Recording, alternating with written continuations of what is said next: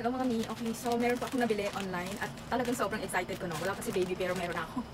Okay, dito kasi guys, hinahanap ko talaga to kung meron dito sa Pinas. Kasi doon sa Hong Kong, dapat bumili na ako nito doon sa Hong Kong. Kasi alam niyo naman yung mga babies, di ba? Ayaw nila ng yung thermometer kapag may sinat sila, yung nilalagay dito sa kilikili or nilalagay sa bibig. Ayaw nila nung ganon. Hindi na uso siya ngayon. So ito po ay bumili ako online. At i-check natin kung maganda ba siya or gumagana ba siya. Actually, sobrang excited ko talaga bumili nila. Kasi, parang ang tagal pa naman.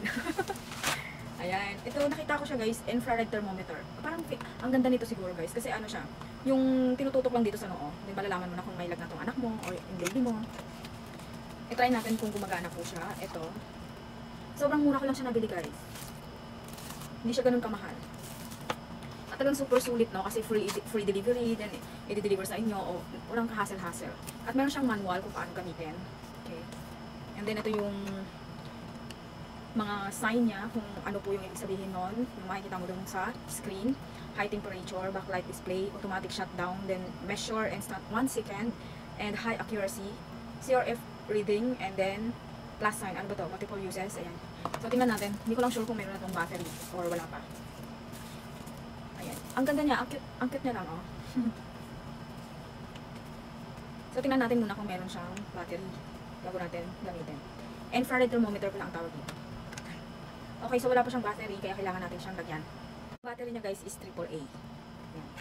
Wala akong extra na battery, so hinanghira muna ako dito sa battery ng aking aircon. Check lang natin kung gumagana siya. Okay. May plastic pa yung kanyang screen.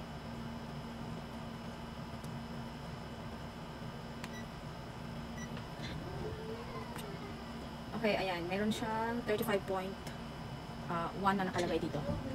Okay, so since hindi pa natin nababasa yung, yung manual, kailangan check muna natin yung manual.